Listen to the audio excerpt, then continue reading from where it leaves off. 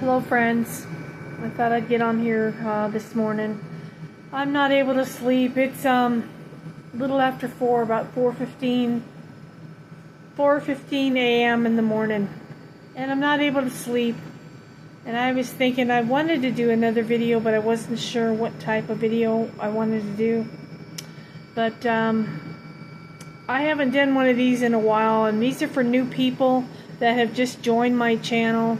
I welcome you to Peaceful Hearts at Home channel. I started this channel, I want to say in 2000,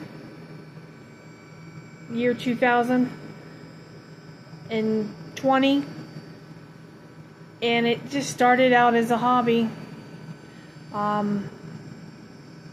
It was a year after the pandemic, and was depressed and a lot of stuff going on in my life.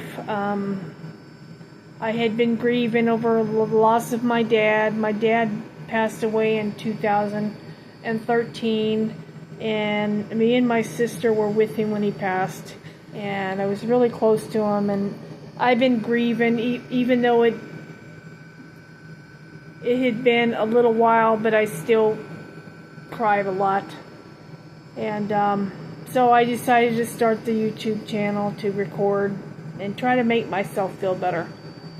Anyway, it's been a slow process, but I do enjoy my channel. I enjoy having my subscribers, and you guys really mean a lot to me. So this is a get to know me video. Let me tell you a little bit about myself. I am 65 years old, and I have been disabled since I was 50 years old. I have been disabled since I was 50. I was a hospice CNA, getting ready to go to nursing school to become a nurse, and I ended up getting sick. So I ended up having to stop work, and they found out that I had problems with my lungs, which I knew I had something wrong because I couldn't hardly breathe. And when I stopped working, I had no income, none whatsoever. So eventually I had to apply for Social Security disability because I couldn't work. There was many times where I was in bedridden with the window open, sticking my face out of my window and my screen to try to get some air, because I had no money to buy medications. I had no money to buy a oxygen or anything like that. I had no health insurance. It was a really rough time in my life. It took me 2.5 years to finally get my Social Security disability. I did it on my own, and I had to record everything because I had a lot of other health issues as well. One is depression. I've had a history off and on of being depressed and down, and like a lot of us do. I'm not mentally ill or mentally challenged or anything, but I do have a history of depression, and that's because of past traumas that I have dealt with.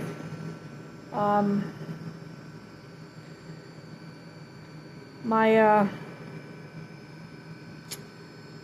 dad probably made it worse when my dad had passed away, and he didn't know that he was gonna make it worse for me, but I got super depressed after he died. But I'm doing better now, considering what I have gone through since my dad's passing. But anyway, I hope you guys watch this video because I'm gonna spill my heart out to you today. Once I had to stop working, and I eventually,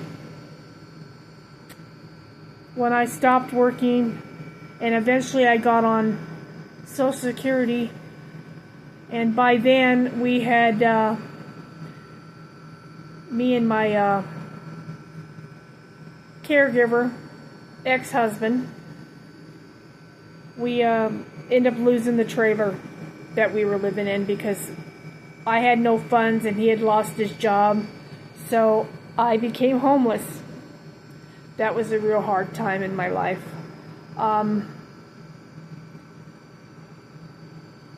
What I want to mean by that, I wasn't sleeping out in the streets, but I had lost everything. I lost everything that I own. I even lost my 2 dogs, Oreo and Peanut, my Border Collie and my Pomeranian. I couldn't keep them with me, so my husband, ex-husband, caregiver, kept the dogs for me, so at least I was able to see them, but it broke my heart. Because my Border Collie, I had him since he was 21 years old. And that made me sad and depressed. And then Peanut, he was 14 years old, and I was just close to my dogs. But anyway, they're both since passed, and they're both went over the Rainbow Bridge. So, anyway, I was, I finally got semi back on my feet. I ended up having to stay at a motel, weekly at a motel here in the Antelope Valley. I don't live there now, but I lived there for a while, and I ended up staying there, and I ended up having to pay over $700 something a month for the rent there. And then eventually I got offered a job there, and she was going to cut my room rate in half if I worked for her at the motel. And I managed to convince her to go ahead, and if I work full-time there for her, if she would just give me free room. And she agreed to that. So what I had to do is I had to keep an eye on the motel when she wasn't there. I was a manager, and I also cleaned the rooms and stuff. And it was hard work for me because I had a lot of responsibilities. I had to wash all the linens, the bedding, the towels, and all that stuff. I had to do all that. And then when she and her husband wanted to go out to dinner or go somewhere, I was the one watching the motel, and then I also rented out rooms and stuff to people. But while I was there, I ended up meeting a couple, Loretta and Vic.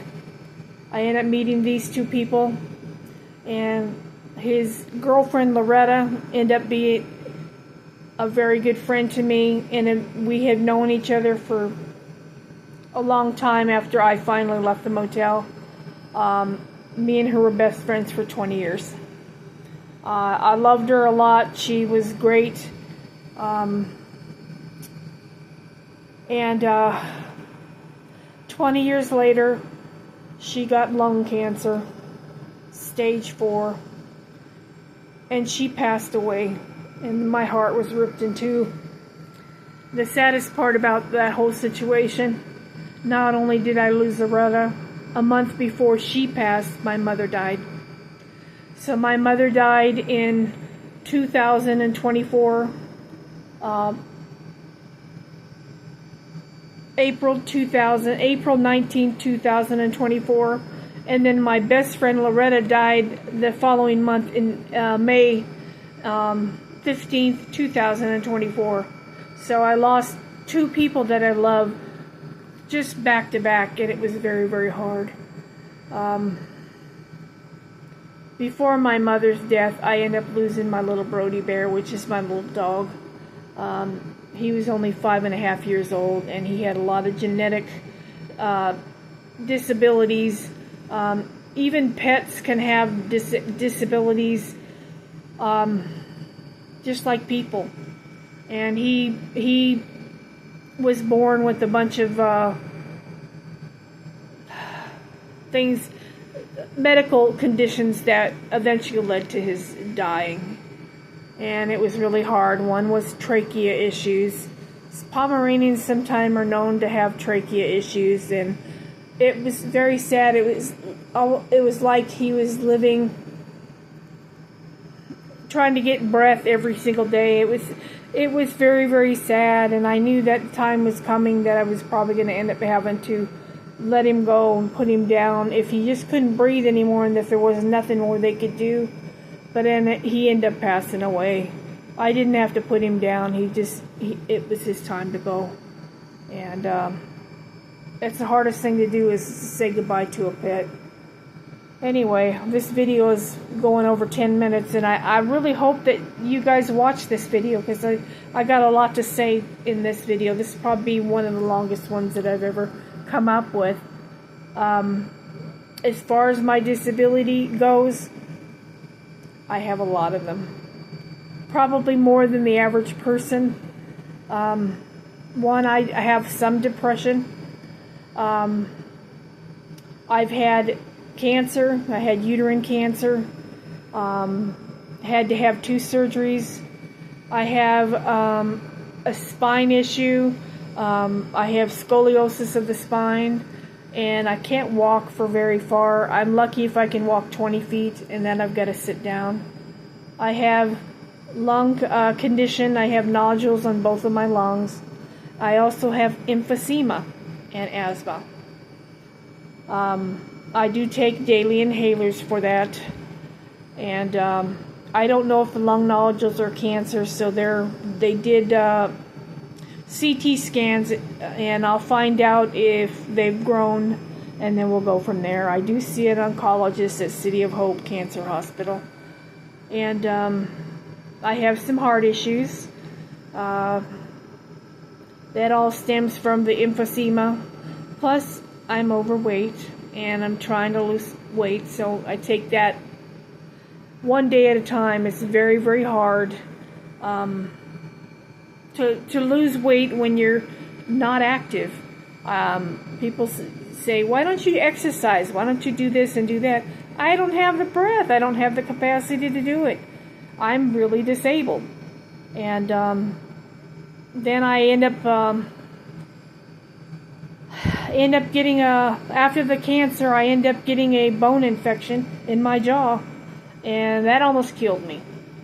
But found out that I had 4 teeth that were bad that needed to come out, and nobody wanted to touch me. Nobody wanted to do it because I was a high-risk patient, because I had lung and heart issues and other things in my life. But I finally found a dentist, and he did pull 4 of my teeth, and I was treated with rounds and rounds of antibiotics, and eventually it went away. I was thankful for that, because let me tell you, that was painful. I finally got through that, and then I want to say about 1.5 years later, I ended up getting a pinched sciatica nerve in my right leg. That caused me so much pain. I was living on ibuprofen and waiting for the insurance to approve me to see pain management, and eventually it got approved. So I do see pain management once a month. They've treated that pinched sciatica nerve with a medication called gabapentin. It does make me sleepy, so I do sleep off and on quite a bit. Anyway, I have been bedridden for 8-9 months. Couldn't hardly move around, couldn't hardly walk. I was doubled over in so much pain. It was horrible. I can't describe a pinched nerve situation for anybody. It radiated from my back all the way down to my leg. It was like somebody took an ice pick and stabbed all up and down my leg. So anyway, I have to say now that that pain is gone. I've been treated by pain management. I'm now not taking any ibuprofen anymore, so I'm so happy for that. But I am taking gabapentin, and I take it twice a day. I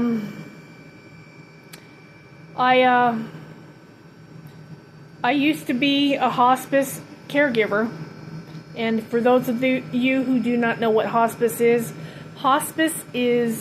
a nurse's assistant, and I was taking care of people that were dying.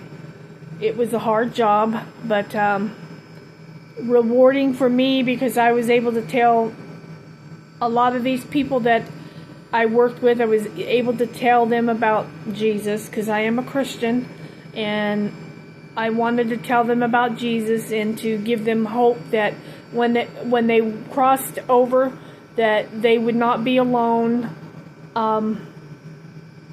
There is a heaven and there's peace and all that. So anyway, that was the good part of me working with people that were getting ready to pass. I got attached to a lot of people, but I did end up losing quite a bit because, you know, I was a hospice caregiver for many, many years. And I was right in the process of getting ready to go to nursing school. Then I got sick. It got worse and worse. I couldn't hardly walk, couldn't hardly breathe. I had bouts and bouts of bronchitis, and I had pneumonia sometimes. And they end up finding out, eventually they end up finding out that I have emphysema. That was devastating. I had to tell my mom that I have emphysema. And that was devastating to my mom because she had lost her brother to emphysema. They told me that I would probably, maybe 5 or 6 years, that would be my lifespan. I got to tell you, it's 15 years and I'm still here. Guess what? God didn't stamp anything on the bottom of my foot telling me that's my expiration date. Obviously, I still have a job. I don't know what it is. Maybe helping other people. I don't know. But I'm glad I'm still here. I still have a brother and a sister left. I have nieces and nephews. For those of you who've seen a man in my house sitting in a chair, he's my living caregiver. He helps me. He gets paid to take care of me. His name is David. And he's been my living caregiver since 2009. I've been sick for a long time. And I can still do some things, believe it or not. I still have my driver's license. I don't drive because of the medication that I take. The gabapentin makes me sleepy. Out of all the medicines that I take, it makes me tired, so I refuse to drive. I don't want to hurt me or hurt somebody else. But anyway, he's very good. He cooks for me. He goes grocery shopping. I order stuff online or give him a list and he'll go grocery shopping for me. Every so often I'll go with him and I can go inside and I can use the power chairs. I love to be able to do that, but for the last year I haven't been able to really do a whole lot because of this pinched sciatica nerve. Anyway, what else can I tell you? Oh, I have a brother and a sister. I told you that. I've never had children. It just never happened for me. I got married and we tried, but it wasn't God's will that I was to become a mother. So I became a mother to dogs. I love animals. I've had 3 of them. I've had Oreo, my border collie was 21, and my Peanut, he was a Pomeranian, he was 14. Then I had my Brody Bear, who was 5.5 years old. All 3 of them are gone. They went to Rainbow Bridge. So now all I have left is Mr. Teddy Bear. And he is 6 years old, rambunctious. You see a lot of his videos. He's probably the star of my channel, and I get the most views when I do videos about Teddy Bear. I have moved several times since I became disabled.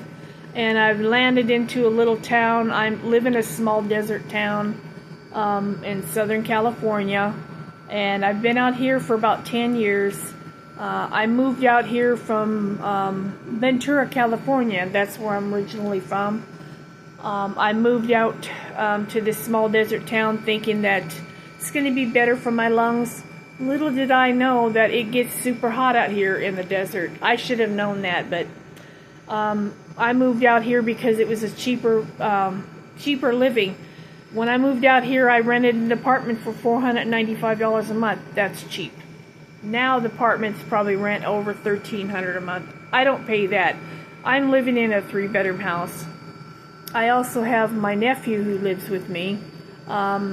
He's got some disabilities, and he's in the process of getting Social Security disability. So he's been living with me off and on for 5 years, and he's in his 30s. So anyway, in the last year and a half, he lost both of his dogs. So he's been depressed over losing his pets, and I understand those were his medical companions. And anyway, we have decided that once Teddy's gone, which I hope he won't go for a long time, but once Teddy's gone, we're not going to get any more pets because it's hard. I have had a loss of many pets. I have 3 urns in my living room on my shelf of my dogs. They were all cremated. I have their urns, and my mom and dad were also cremated, so I have little bitty tiny urns on the shelves next to my pets. My brother has the original urns at his house, my parents' full-size urn. Anyway, we're kind of a family that believes in not spending thousands and thousands of dollars when somebody passes away, so we all decided that cremation is our way we're gonna go. So anyway, maybe that's too much information, but it's my reality. Let me tell you a little bit about my depression. It's more grief than anything. I've had some traumatic things happen in my life, and I know I'm not the only one.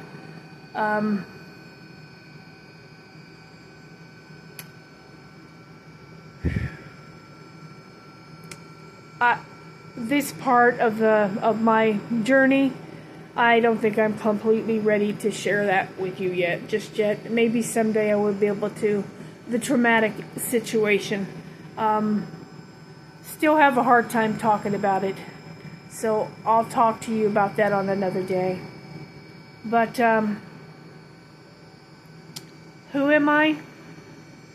Well, I'm a child of God. I'm a Christian. I come from a Christian background, a Christian family. Mom and Dad were Christians.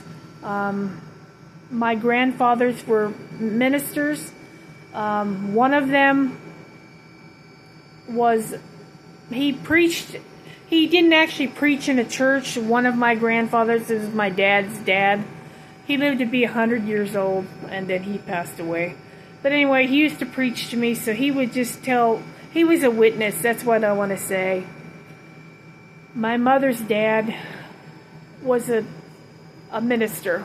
He used to preach in churches. He used to preach in tent meetings all over Sacramento, California.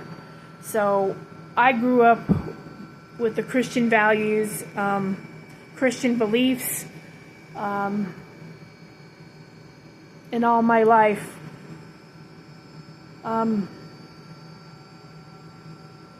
There for a while in my younger years, even though I knew Christ, I knew the Lord, I rebelled for a long time when I was young. Used to hang around with the wrong crowd. Met a guy I was 15 years old when I met him. He was 17. And he was my first, I want to say my first real steady boyfriend. And I really didn't like him when I first met him because he was a surfer dude with long blonde hair. And he had quite of a playboy reputation, and I really didn't want to go out with him. But he was persistent. He'd come show up at my door, ask me out, and I'd turn him down and stuff, and he wouldn't give up. And then you're not going to believe what happened. His family ended up moving three doors down from me. I lived in a duplex in Ventura, California, and his family ended up moving 3 doors down from me. I said, oh my God, now what am I going to do? Because he will be at my door every single day now. Sure enough, that's what happened. Eventually, he broke me down and decided to convince me to go out on a date with him. I said, okay, I'll go out on one date with him, and maybe I'll make sure that he doesn't have a happy date with me, that he won't want to take me out again. I just didn't care to go out with him. I didn't care about his reputation, and I didn't want to get mixed up with him. So anyway, I went to the movies with him, a drive-in theater, and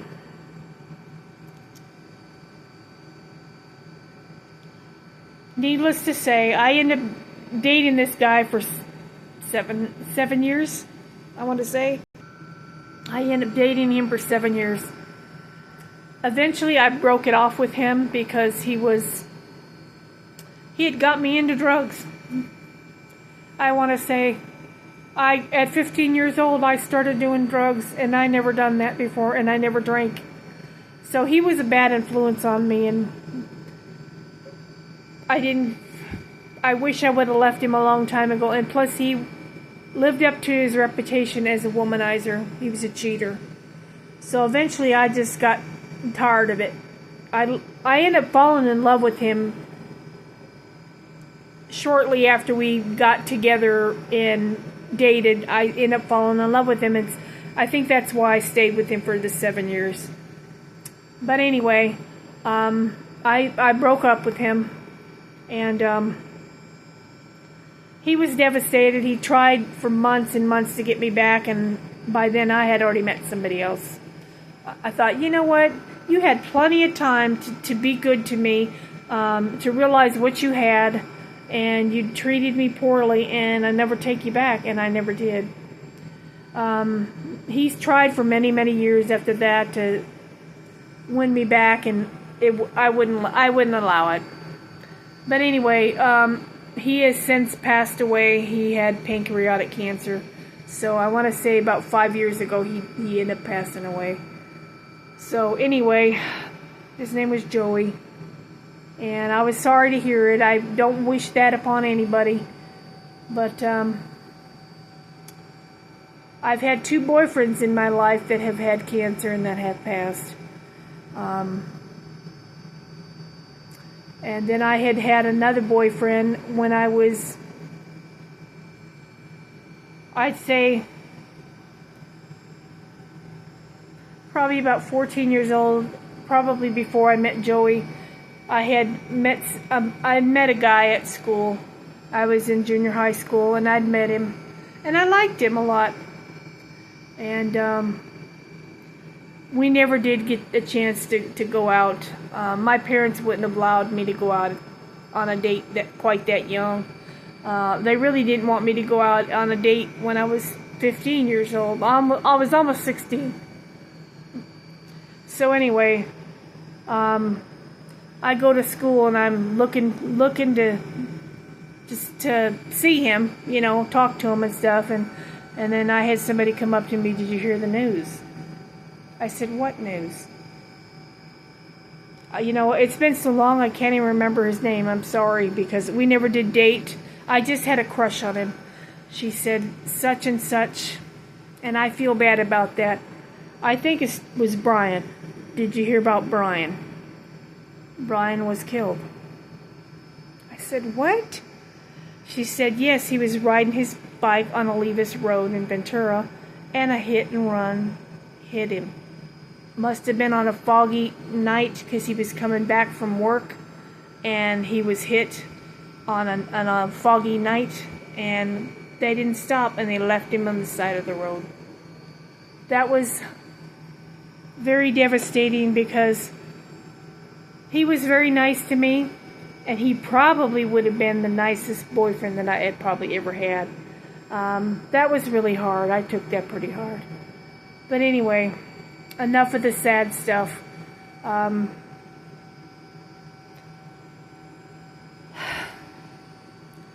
My brother and my sister, they still live in Ventura. That's three hours away from me. My brother has a son, his only son, and my sister had 3 children, and she has 2 left. Her little boy died when he was 3 years old. He was accidentally run over by a truck. So that was very, very sad. That happened quite some time ago. He would probably be 37, 38 years old today if he had lived. It's been quite many, many years. That was so devastating. I got super depressed when that happened because I was really close to him. So I just spoke about one of the traumas. The trauma of the little boy dying was hard.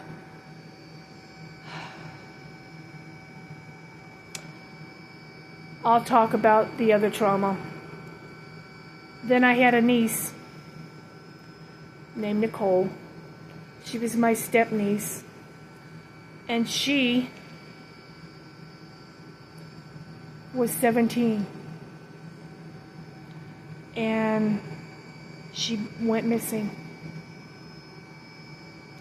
And for 8 months they looked and looked for her. She was a runaway. She had called her mama, "Mama, I'm coming home." She never made it. She ended up being brutally murdered. Somebody ended up telling the police what happened anonymously, told them where her body was, and they found her, and she was deceased. That was devastating because I was just getting to know her. She was my step niece, and she'd been over to my house many times, and her name was Nicole. And I was very, very sad. Anyway, those are the 2 main traumas: the loss of little Junior and Nicole. But anyway, it just, stuff like that will send a person into grief and depression. So that's where my depression comes in from that. And then getting sick and not being able to work anymore, that's where my depression has come in. Anyway, this video is 33 minutes long. I'm going to get ready to close it right now because I don't think somebody's going to watch this video this long. I hope so. But anyway, I thank you guys for stopping by, and for the ones that listen to this video, I appreciate you so much. If you have any questions, comment down below. If you want to ask me some things about my life, I will go ahead and tell you whatever I can. If it's too personal and too painful, then I'll just say it's very painful, as I'm not able to talk about it. So anyway, thank you for hitting the like and subscribe button, and I appreciate you sharing my videos. I'm going to try to do some cooking videos. I'm going to do a couple of them in Valentine's in February, and just keep watching my channel and helping me by hitting the like and the subscribe button and sharing my videos. It'll help me help YouTube push my videos out there. So anyway, because I'm not monetized yet. You have to have 1,000 subscribers and you have to have 4,000 watch hours before you start getting a paycheck from YouTube. That would be nice because I'm living on Social Security disability. It's not a whole lot, but it's something, and I'm grateful for anything that the Lord has given me. Anyway, I love you guys. Thank you for watching my video, and I will talk to you in the next video. God bless you. Bye bye.